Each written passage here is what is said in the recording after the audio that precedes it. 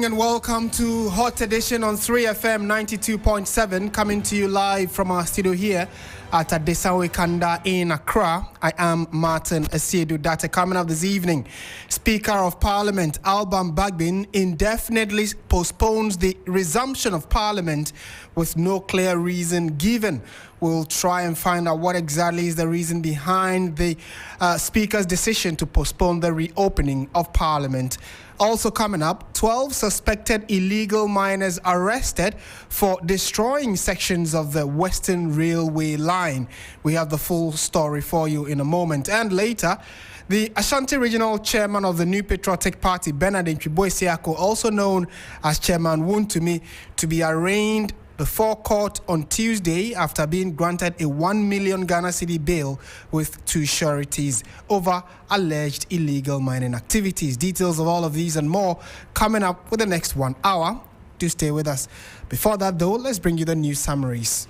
Thank you, Martin. And this is Safwa Bwahini bringing you the news summaries right there. Into our first story, Ashanti Regional NPP Chairman Bernard Ntwibo, also known as Chairman Wontumi, has been granted 1 million cedi bail with 2 sureties after appearing before the CID over alleged illegal mining activities linked to Akonta mining. The move follows a warning from Attorney General Dr. Dominic Ayine, who had threatened arrest if Wontumi failed to report. Investigations into Akonta mining are ongoing, with 1 other person arrested. Police say Wontumi had previously missed appointment due to illness but has since resumed cooperation. Away from that, Speaker of Parliament Alban Bagbin has indefinitely postponed the 3rd meeting of the first session of the 9th Parliament, originally set for October 14, 2025, citing reasons beyond his control. The House had gone on recess on August 1 after passing key bills and agreements. The upcoming session was expected to feature the 2026 budget presentation, swearing in of 2 new MPs, and debate on major national issues. A new date for resumption is yet to be announced. Into a third story now. Starting October 6, 2025, minors aged 6 to 14 years who receive their Ghana cards can now use their personal biodata for transactions rather than relying on third parties. The National Identification Authority, NIA, is issuing over 350,000 cards across 56 districts, clearing a backlog from a previous registration that faced technical challenges.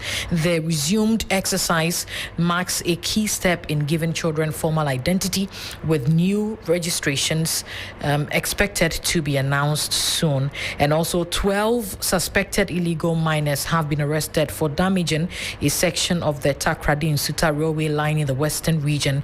They face charges including illegal mining conspiracy and unlawful damage, and are set to appear in court on October 7, 2025. The arrest followed a viral video showing mining activity dangerously close to the tracks and the assault of a Ghana Railway Company staff member. Let's bring you our last story, where 3 people, including a mother and her son, died in a head-on collision on the Accra-Kumasi highway near Udumasi-Ohenin-Kwanta on Sunday, October 5, 2025. The crash involved a BMW saloon car and a Toyota Yaris, with police citing wrongful overtaking by the BMW driver as the cause. 2 victims died instantly, while a third succumbed to injuries at the hospital. Several others were injured and taken for treatment. The incident has renewed calls for stricter road safety enforcement. And this is where we end our news summary segment. And over to you, Martin. Thank you very much, Safwa, for those news summaries. Let's delve into the details now. And we are starting from Parliament, where it will no longer resume next week, Tuesday, because the Speaker of the House, Alban Bagbin, has postponed the upcoming meeting indefinitely. For reasons beyond his control, the Speaker says his initial notice for members to return to post on 14th October can no longer hold. A new date will be announced later. This development comes at a time when the House was expected to consider key legislative and policy matters, including the presentation of the 2026 budget statement and economic policy. Estimates for ministries, departments and agencies would equally delay with no end in sight to the ongoing recess of the legislative body. When the House resumes, 2 new members of Parliament on the majority side, including Bernard Bediako for Akwetia and Professor Asiedu-Dartey for Tamale Central, would be sworn into office, and this is one keenly expected. Let's find out from our parliamentary correspondent what he's been able to pick up as a result of the news we've got that the House will not reconvene as expected for next week, Tuesday. Christian Yali is our parliamentary correspondent. He's joined us for a quick chat. Christian, good evening. Thank you for joining us. Have you been able to pick any information as to why the House will not reconvene as expected?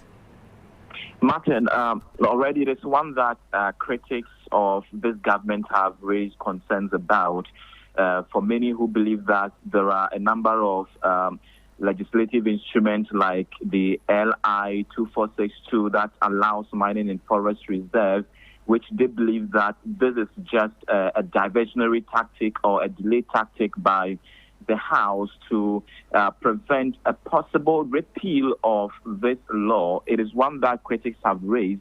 There is another issue even concerning the fact that, according to some of them, and when you talk to members from the opposition and their supporters, that government seemingly lacks the necessary financial resources to fund activities of the various MDAs, for which reason they are delaying in, resuming the duty of the legislative arm of government. The Speaker of Parliament has not indicated the actual reasons, what he cites to be circumstances beyond his control. Yet, it is one coming at a time when you have a lot of national issues being at the front burner, that one would presuppose that the House would have reconvened as soon as possible to delve into some of these matters. You know about the issue about the Ghana-U.S. deportation deal, which has been at the front burner. Very recently, somewhere last week or two, we had the Minority Caucus raise concerns about it, and a fact that the government should, as a matter of urgency, submit that memorandum of understanding before Parliament for parliamentary ratification. But you know that the harm has been caused already, because government has, in a way, accepted some of these deportees, and some of them have been, sent to their countries of origin. There is also that issue, raging debate about the DSTV subscription rate, which the minority has even called for the head of the communication minister, Sam Nate George. The majority MPs have rebutted that and called that call as, uncalled for or dead on arrival. So there are issues, national ones really, that you expect a parliamentary intervention sort of. And so many had expected that next week by the Tuesday, which is October 14th, the House would have resumed, so that some of these issues would have received a parliamentary, oversight and action taken upon them thereof. But with this latest move by the Speaker, which in a way is just giving us a no sight or end in sight to the recess that is currently holding, it raises a lot of questions, really, Martin. Right, and I'm sure you've also at least interacted with a number of members of Parliament ahead of the expected resumption, which has now been put on ice. What have they been telling you regarding this new announcement? What have you picked up? Martin, you know that already you have the minority raising concerns even about the recent engagement by the president with CSOs on environment concerning illegal mining, which they see it to be nothing really, because they realize that one of the concerns even has been that if government could not provide ample time for the CSOs to ask questions, and it was just one that was full of presentation, then really it wasn't, it could not give much result as were desired or required. And so the minority already has had, an entrenched position about how they feel of government so far in office, and how some of the promises that were made by current ministers when they were in opposition, for instance, about ending galamsey or being able to end galamsey in 1 day, in 24 hours.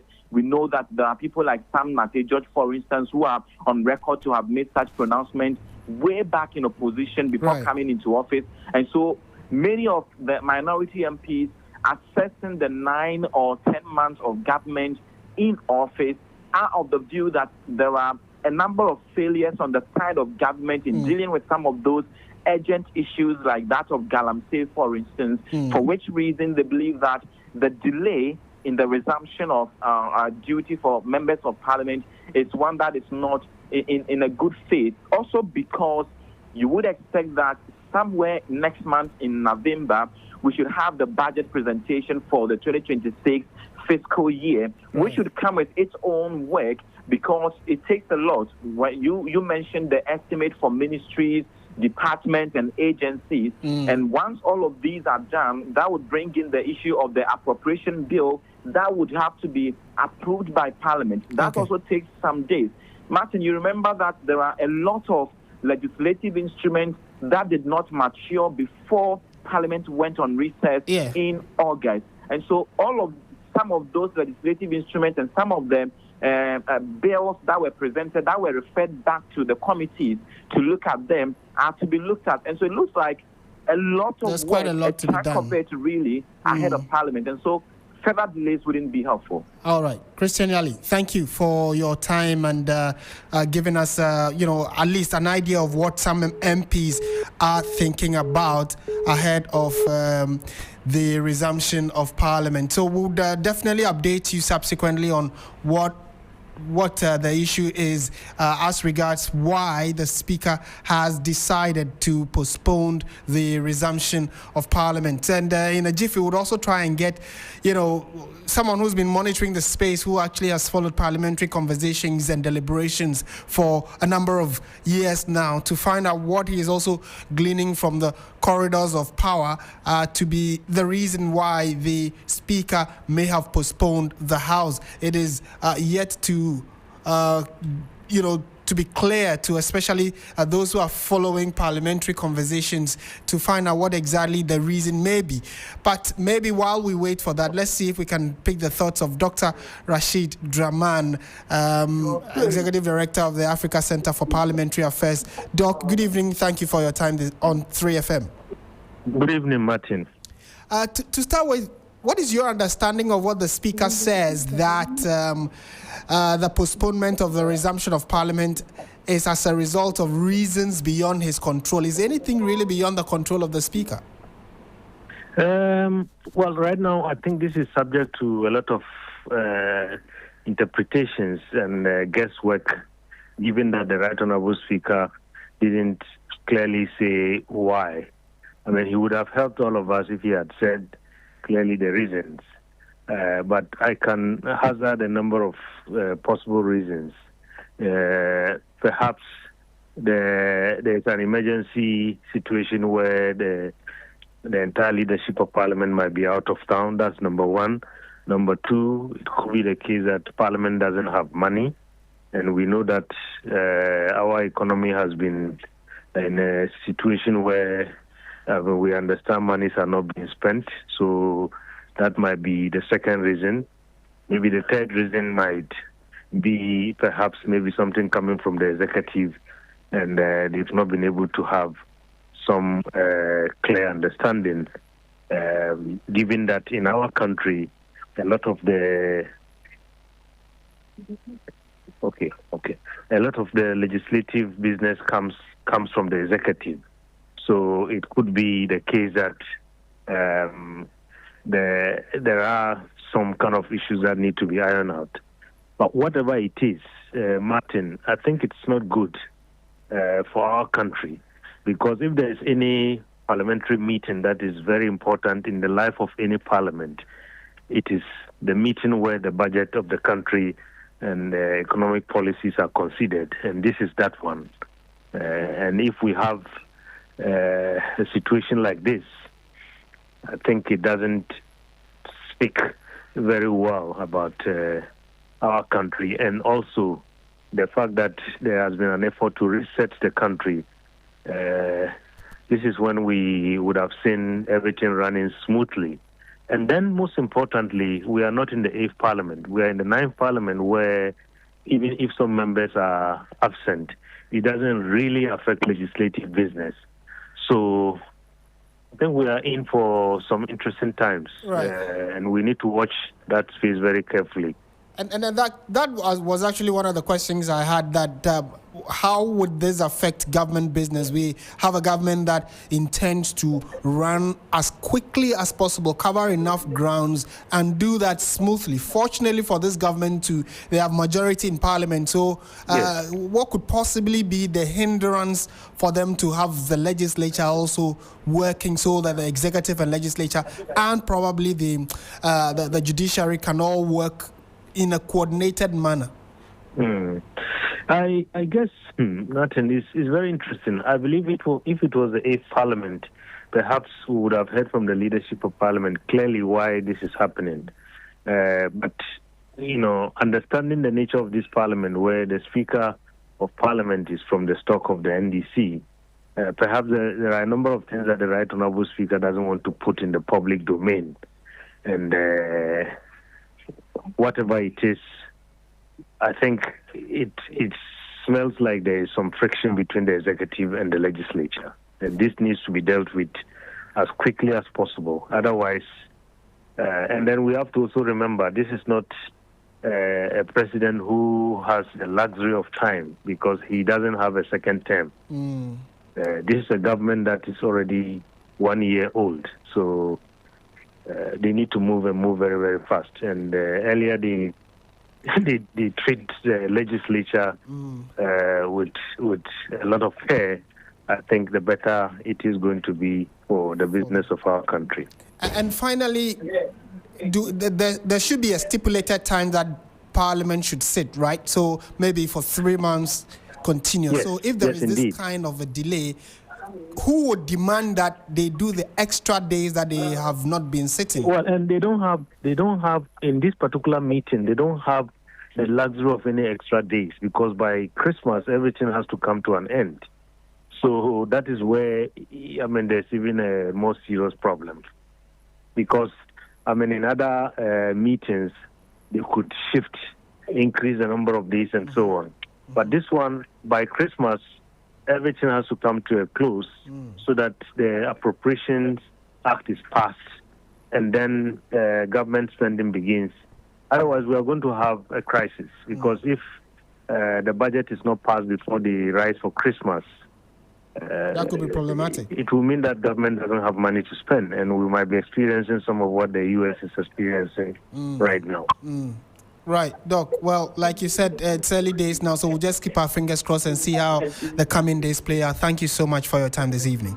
Thank you very much. Thank you. We've been speaking to Dr. Rashid Draman, who is the Executive Director for the Africa Center for Parliamentary Affairs. And like he indicated, there are a lot more questions than answers, and we are uncertain on what exactly the reason might be. But if you're just joining us, the news is that the Speaker of Parliament has postponed the recall of the House, and the reason he gave is that it is because of reasons beyond his control. As to what that exactly means, well, the coming days will probably let us know. But this is still Hot Edition on 3FM 92.7. Let's go on to some other stories we have for you. The very disturbing story that came from the Western region earlier today, where the police have taken quick action. It is that 12 persons suspected to be illegal miners have been arrested for allegedly engaging in activities that led to the destruction of a section of the railway line linking Takrady to Nsuta through Achim in the Western region. The suspects, Dennis Adom, Alex Kofi Akwa, Kwame Simon, Isaac Ahin, Larry Koku, Lambong Moisi, Ali Asuma, Nuruddin Kobina, Jude Azuma, Yendari Bomba, Jonathan Ayando, and Daniel Combat are all residents of Achim. They have been charged with conspiracy to commit crime, undertaking mining operations without a license and causing unlawful damage. The suspects are currently in police custody and are expected to be arraigned before court on the 7th of October 2025. Let's speak to our correspondent first to paint a picture for us what exactly the situation looks like. Stephen Kajoli joins us. Hello, Stephen. Thank you for joining us. First of all, give us an idea, for those who do not know, what kind of destruction are we talking about? Okay, the destruction was done on the Takwale to Nsita line. This line was once the lifeline of the Ghana Railway Company, as it was used to convey manganese from Takwa to Takwale. But over time, the service has halted, so the stretch has been dormant for a long time. So it was doing a routine inspection that the officials from the Ghana Railway Company stormed on that rail line that they led to the discovery of this incident. When the team got to the site, they were shocked at the level of destruction that they saw. As you can see from the video that has gone viral, you can see that the rail line is in the mid-air as the grounds or the earth around it has all been evacuated and is suspending mid-air. They were shocked at what they saw. So in the process, they tried as much as possible to halt the galamseyers from ongoing or continue to do the mining along the stretch. But in the process, the galamseyers got violent and they attacked one of the officers, that the Takwa area manager, but by spraying him with some muddy galamsey muddy water. This led him to make a formal complaint to the police, and it was followed by a prompt arrest where some 12 persons have been arrested and they have been charged with 3 counts of undertaking mining operation without licenses and causing unlawful damage. They will be put before court, God willing, tomorrow 7th October. The community where this incident happened is called Achem. It is a farming community under the Takwa municipality. And over the years, the activities of illegal mining has been pervasive in the community. And the Ghana Railway Company is no stranger to the news because they have had cause to call the arrest of some persons. So it is instructive to know that this is not the first time that they are making such arrests. Previous arrests have led Ghana Railway Company to have some stakeholder engagement with traditional leaders and community members. And during that engagement, it was resolved that a buffer zone should be created and no form of galamsey activity should be done beyond or anywhere close to the rail line. And it was also agreed that the deep pit that they have created along the track should be reclaimed. But as you can speak, and with the situation that we have currently, none of these resolutions have been met, leading to the further destructions of this rail line.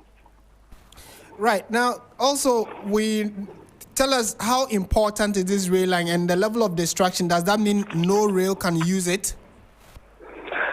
This rail, as I said earlier, is very, very key. As a matter of fact, it is the lifeline of the Ghana Railway Company. As currently, the passenger train is not working. The only source of revenue for Ghana Railway now is the conveyance of manganese from Takwa to Takwale, and they use this Takwale to Nsita line. That's the only stretch or line that they use to convey this manganese. But currently, with the state of affairs and the level of destruction, it is not possible that they can use the stretch because it is the track. The lines are flying mid-air. So it is not possible that a train can pass on that track. It will lead to further distractions. And can you also help us understand whether it's far remote from a community? Like, do we have a settlement close to the railway line that was destroyed? And I'm asking this because it looks quite surprising. And for our listeners, if you go to our Facebook page right now where we are streaming, you get to see a picture of the damage caused by these galamseyers. So, Stephen, I'm asking this question as in, is it that nobody saw the activities of these galamseyers? Was it that they woke up one day and realized the damage to the rail line, or people saw it but nobody could stop them? Well, the rail, where the thing is happening is not far from the community, and it is a known thing. It's something that the situation is known to the community, because with my check with authorities at the Ghana Railway, like I said, this is not the first time they've had a stakeholder engagement with them, but it has come to a point that the Achem community, aside the farming, the only thing that they know is illegal mining. That's the galamsey. So it is something that the community leaders know, the community members know, but all of them have turned away from speaking against the phenomenon. It has led, that's why it has given way for them to be continuing to do that. Like I said, this is not the first time that they are making arrests. They have been doing it over the years, but still the community members or the galamseyers are heavily doing that activity on that stretch. And finally, these individuals must be known, right? They are community people, so people within the area know them, right? My checks with the police, when they made their arrest, they confirmed to me that the 12 of them are all residents of Achim, so they are known in the community. All right. And have you engaged some of the community people? What do they make of it? To the extent that this damage could affect even them, have they said anything about it? They are divided. Speaking to some of them, they express worry. They express worry the kind of level of destruction that they have. It is being done, particularly to the railway, because it is a national or state asset that we need to protect. But because of galamsey activities that some section of the public or the community members have also been condoning, it has led to there. So it is a mixed reaction within the community. All right, Stephen, we'll have to leave it here, but thank you, and do keep an eye on this particular story for us, and thank you for your time. Thank you very much. We've been speaking to Stephen Kujo, who is our correspondent in the region, specifically around the central and western area, and has been monitoring the arrest of some 12 individuals for illegal mining, which has caused destruction to the rail line, a very important rail line, like the correspondent indicated. And this has, because of this activity, the line has been temporarily halted, or train activities on that line has been halted to allow for assessment and subsequent repair. So what exactly does this mean for business along that stretch? We'll try and get some further answers for you, and why this galamsey issue has become a national canker that we all need to ensure that we stop. Because it is not only apparently water bodies and forest reserves that are being destroyed. Now, infrastructure, important infrastructure like rail lines, and even to some extent normal roads have been affected as a result of these illegal activities.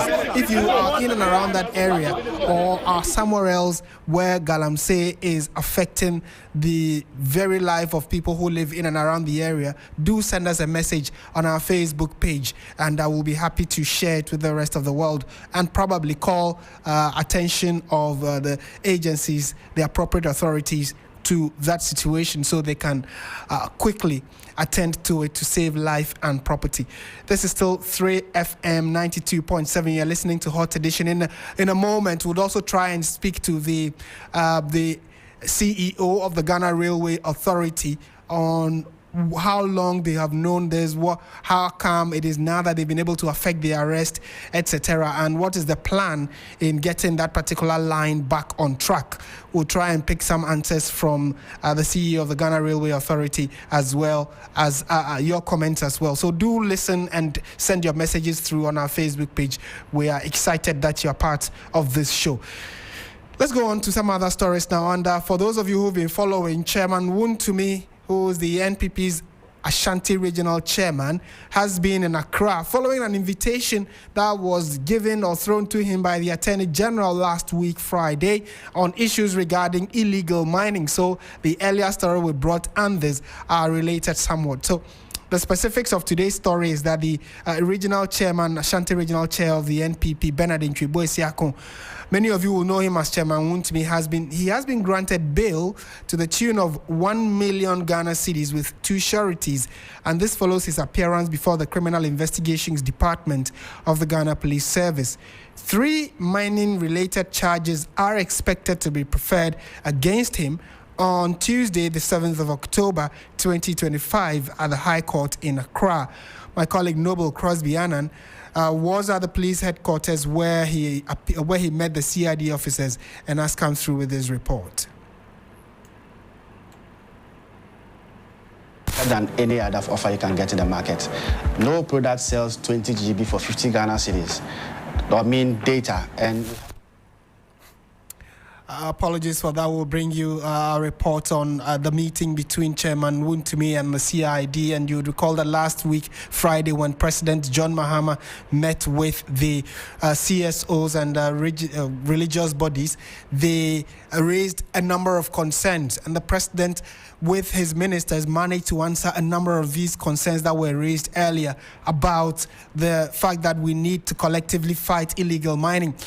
These CSOs had been largely calling for a declaration of a state of emergency, and after an assessment, the President gave them the assurance that it is not possible to right now declare a state of emergency because the national security assessment that he gets does not give the clearance yet that he can declare a state of emergency. So the President gave the assurance that he is definitely working with the other needed security agencies, and at the right time, when they do give him the go-ahead to declare a state of emergency, he, as President of the Republic, will not hesitate in doing so. But it looks like we are having a new twist to the tale. These CSOs are also asking government to do more beyond the conversations and the meetings and the conferences to fix this problem of a national canker. Some have called it eco-terrorism. And I've said that these individuals are terrorists who are frustrating or destroying the future of the country and must be dealt with appropriately. And the government says that they have all the indications to do that and are interested in doing so. So, what might be the reason why there seems to be a challenge in the fight against Galamsey? And talking about a fight against Galamsey, we know that there has been the confirmation by the security agencies that some individuals have been arrested. A report was submitted, and one of those reports that is under investigation, according to the Attorney General, is that of Chairman Wontumi, the NPP's Ashanti Regional Chair. And what we do know is that he was earlier invited, and the Attorney General has said he seemed to be evading the service of a summons or the service to appear in Accra or in court. And on Friday, the Attorney General said that the Ashanti Regional Chair, the Chairman Wontumi, had up till today, Monday, to come to Accra and appear before the investigative body, which he did in the presence of his lawyers. And on the back of that, he has been granted a 1 million Ghana cedi bail, and we are told that he will appear in court tomorrow where his charges will be leveled against him. So let's listen to him, hopefully. The trial of the Ashanti... Whilst our reporter, Noble Crosby-Annan, who was in court, has joined us for... has sent this report through following the meeting between Chairman Wontumi and the police service. The trial of the Ashanti Regional Chairman of the NPP, Bernard Treve, is set to begin on Tuesday, October 7, 2025. This follows his appearance before the CID on Monday, October 6, in compliance with the directive from the Attorney General and Minister for Justice, Dr. Dominic Ayeni. Dr. Ayeni had earlier on Friday, October 3, cautioned that the NPP Regional Chairman would be arrested if he failed to report to the CID, stressing that the charges against him had already been approved. The charges against Chairman Wontumi Akonta Mining, and 5 others have been signed as I speak. His lawyers asked that he should be brought on Tuesday, but I'm insisting that he should be here on Monday. If he doesn't come on Monday, I'm going to order for his arrest. Lawyer for Chairman Wontumi, Andy Apiakubi, has described the Attorney General's comments about his client as distasteful. It is incorrect to anybody to suggest that we have been lukewarm to the invitations from the Director General's office. I know that the Director General works for the Attorney General in terms of prosecution. So I consider the discourse between my good self or my office and the Director General's office as equally, by extension, to the Attorney General's office. But I want to express my disappointment in the warning that the refusal to defer the meeting. The warning was that it should Chema fail to appear. He will order the arrest of Chema to go to Accra. Indeed, we don't need to unnecessarily increase the political temperature in the country. And we have responded to all invitations, all. Speaking after the engagement with the CID, Andy Apiakubi commended the professionalism of the police service and said his team was fully prepared for Tuesday's court appearance. Let us also congratulate the police system for being so professional in the discharge of their responsibility. We also take this opportunity to congratulate the Attorney General who has facilitated all this. We will see you in court tomorrow. We are not supposed to prove innocence. Our job is to allow prosecution to finish, and then we will come in with our response. Could be submission of no case, could be a defense to the allegations. Chairman Wontumi is facing charges linked to alleged illegal mining activities involving Akonta Mining Limited, a company reportedly associated with him.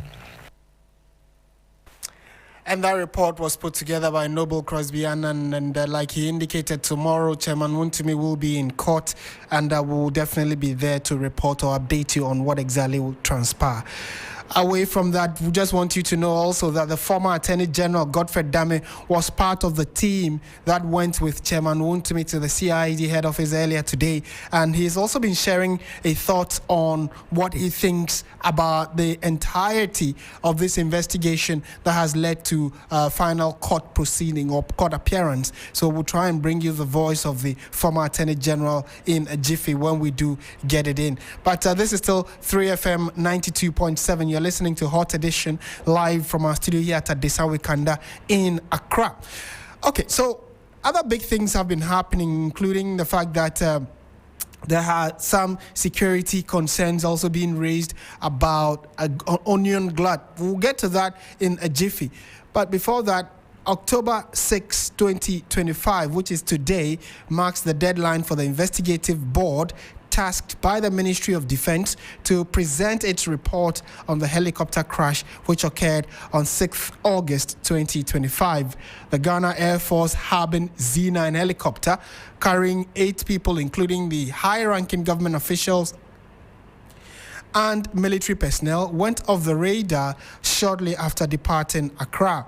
The wreckage was later found in a forest area which had all the members on board killed, and this led to a national mourning, a very heavy moment in our national life. So Judith Brown has been assessing what exactly the expectation should be as we all await to see what should be captured in that report.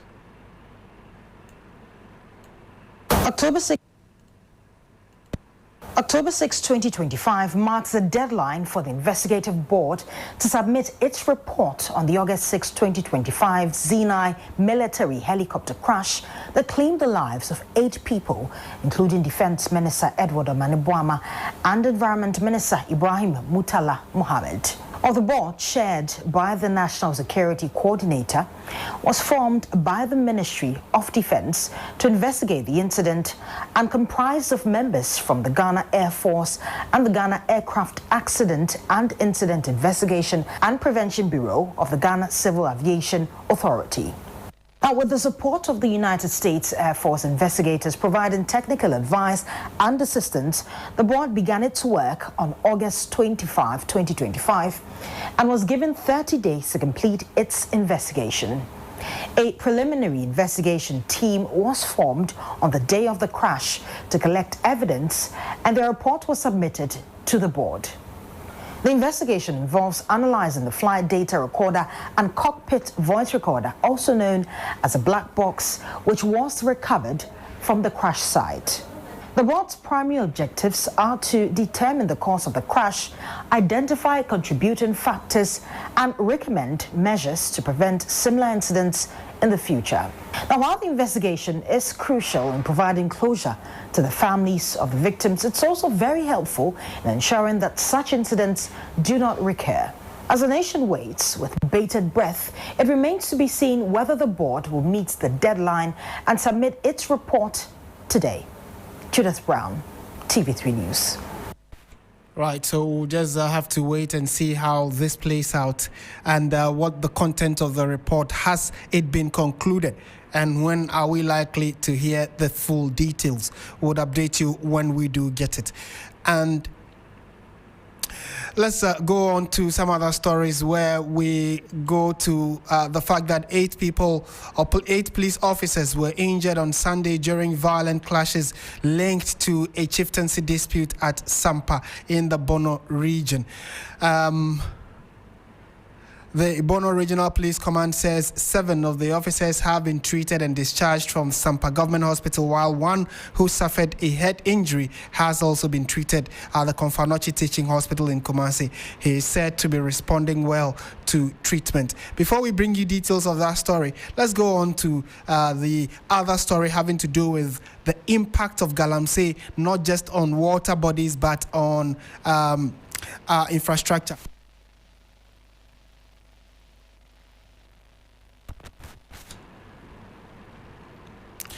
All right, so we go on to the stories I was bringing you earlier. Now, 8 police officers were injured on Sunday during violent clashes linked to a chieftaincy dispute at Sampa in the Bono region. The Bono Regional Police Command says 7 of the officers have been treated and discharged from the Sampa Government Hospital, while 1 who suffered a head injury has been transferred to the Konfanochi Teaching Hospital in Kumasi. He is said to be responding well to treatment. This clarification comes after earlier reports falsely suggested that the injured officer had died. The clash, which broke out between the Samudur and the Sangba Geifla factions, saw gunfire exchanged and several shops set ablaze. Chief Inspector Thomas Akila, who speaks for the Bono Regional Police Command, said that the officers were deployed to the scene after receiving a distress call. They also escorted a fire tender and an ambulance to help contain the situation. He confirmed that the police team came under fire, resulting in injuries to some officers, while their service vehicle with registration number GP686 veered into a ditch amid the crossfire.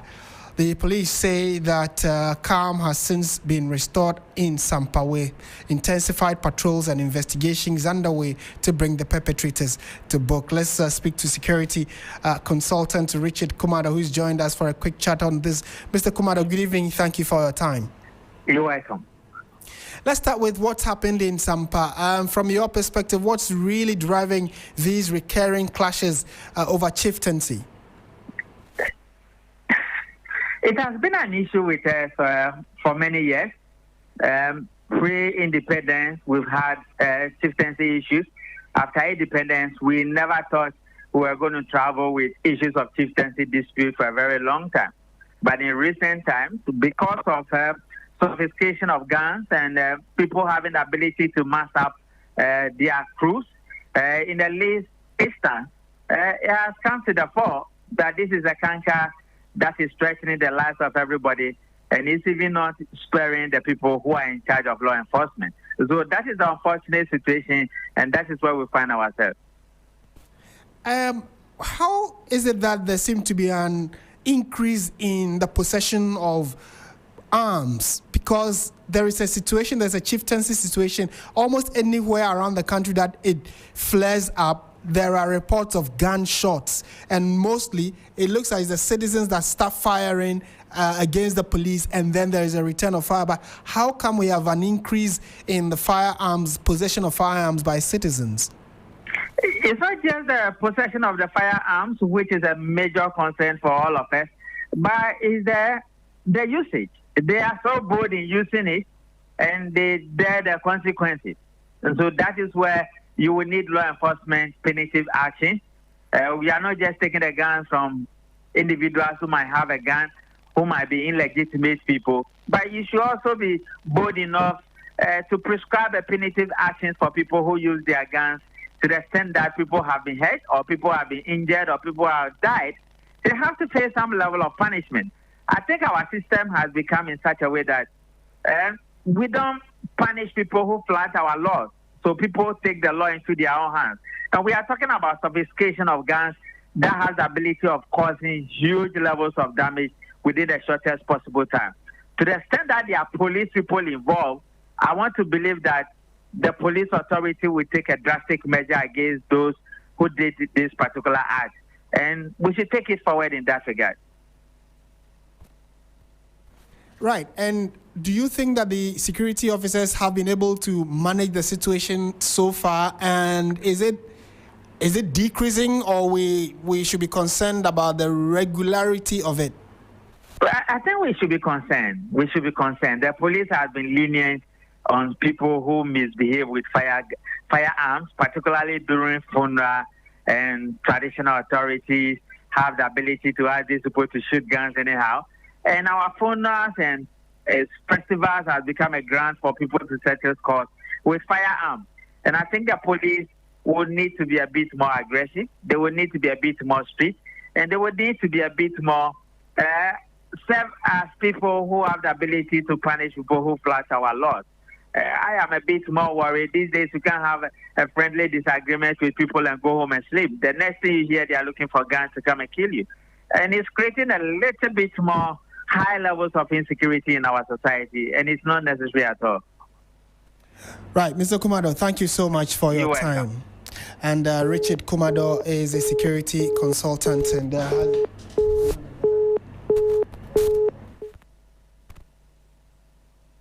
helping us understand the situation and how security officers can be assisted in resolving some of these chieftaincy issues, which even the president mentioned a few days ago about how chieftaincy concerns have come up a number of times, and it even is frustrating the efforts to fight galamsey because there are some underlying chieftaincy concerns. So it is more of a national issue rather than a district or regional concern.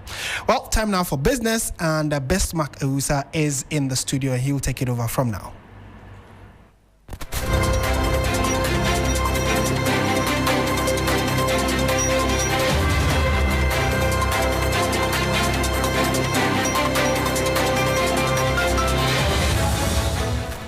Hello, good evening, and welcome to the business segment on Hot Edition on 3FM 92.7 with me, Bestmark Ewusa. Coming up tonight, Chamber of Oil Marketing Companies, COMAC, flags suspicious fuel sales volumes among members. We'll hear from Chairman Gabriel Kumi.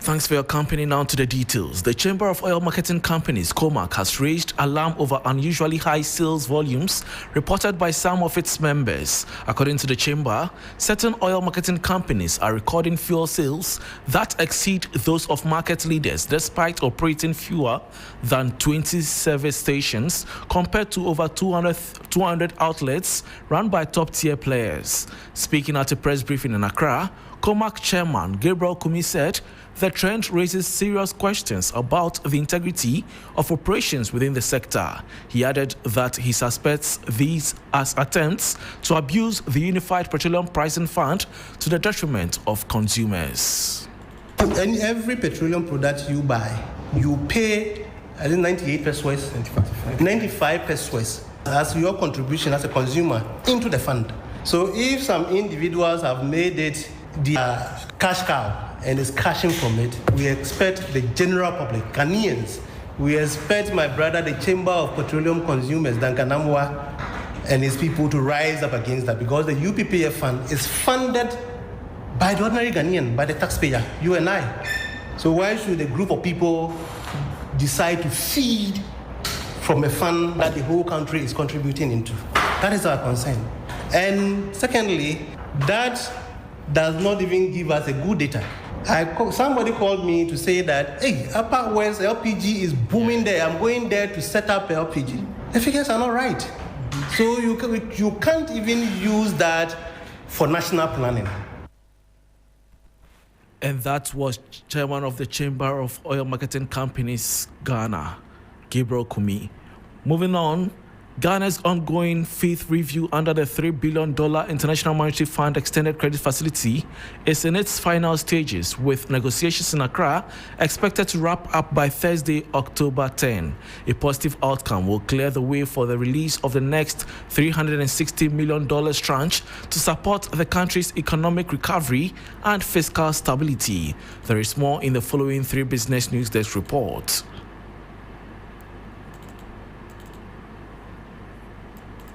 Ghana's fifth review under the International Monetary Fund's $3 billion extended credit facility has entered its second week, with discussions between the IMF mission and government officials expected to conclude by Thursday, October 10. The IMF team, led by Dr. Ruben Atoyan, has been in Accra since late September, engaging with technical teams from the Ministry of Finance and the Bank of Ghana to assess progress on fiscal consolidation, debt restructuring, and monetary policy implementation. Sources close to the talks say this phase of the review places strong emphasis on domestic revenue mobilization, a critical element of Ghana's medium-term fiscal strategy to reduce dependence on external borrowing. A successful outcome will trigger the disbursement of $360 million, bringing total support under the program to about $2.66 billion. Analysts believe the review's success will help strengthen investor confidence, improve foreign exchange reserves, and sustain the country's ongoing efforts to restore macroeconomic stability. The IMF-supported program, approved in May 2023, aims to restore debt sustainability, rebuild external buffers, and promote inclusive growth through sound fiscal and structural reforms. And that was a 3 Business News Desk report, bringing us to the end of the business segment on Hot Edition on 3FM 92.7 with me, Bismarck Osa. For more business stories, please check out our website, 3news.com. Real Kwampofu is here for sports. Please stay.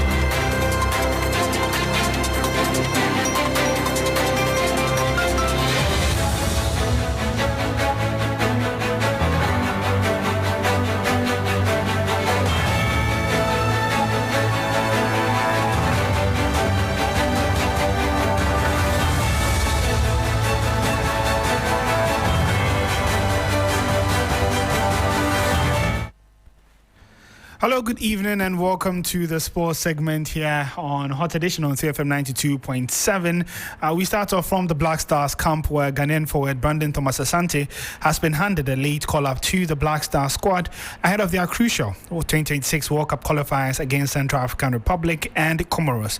The Coventry City attacker is set to replace Inaki Williams, who was forced to withdraw from the squad due to a late injury setback that he picked up in the match against Mallorca on Sunday. Thomas Asante's inclusion comes at a time when the 25-year-old is enjoying one of the best spells of his career. He is in red-hot form and scored a couple of goals and an assist over the weekend for Coventry City. Here is my colleague Mutala Yakubu on what he brings to the team. looking at the form he finds himself in at the moment, I think that it was only prudent for the technical handlers to give him a call-up, because even over the weekend he scored 2 goals in there, and he's been in fine form, both trying to contribute to whatever Coventry is doing and also ensuring that he banks in the goals. And I mean, nothing surprises me anymore. We're here when Christabel was ignored. Then he came in for an injured Elisha Wusu. Yes. Quickly he got into the first 11. So I wouldn't even be surprised if we have Brandon Thomas Asante also getting into the first 11. But it's a huge opportunity for him with just 2 games to end the qualifiers. Whatever you do in the last 2 games could be on the minds of the technical handlers from now till when the World Cup squad proper is announced. So he needs to take this opportunity by the scruff of the neck and ensure that he goes all out and gives his all for the Black Stars, because we cannot allow this qualification to elude us. Well, that was my colleague Mutala Yakubu. Now let's move from Ghana and go to Morocco, where our reporter Michael Oteje is currently stationed in the team hotel. Now the Black Stars are set to train for a second time this evening, and Michael provides us with all the latest updates from the camp in Morocco. At the moment, the Black Stars have what you can effectively call a full camp. I think with the exception of Jonas Adjete, everybody has reported. Kamadin Sulemana, Brandon Thomas Asante. The last batch of players to report earlier in the day were Thomas Partey, who came in with Jerome Opoku, and Asiedu-Dartey, who is back in the national team after missing 6 months through an anterior cruciate ligament. The team is currently training, and then tomorrow morning they would leave for Meknes, where the match is being played. On Hot Edition on TFM 92.7, and also to Hot Edition as we wrap it all up here on TFM. My name is Oreo Kampofu. We'll be back again the same time tomorrow to bring you the latest news in Ghana and the continent and beyond.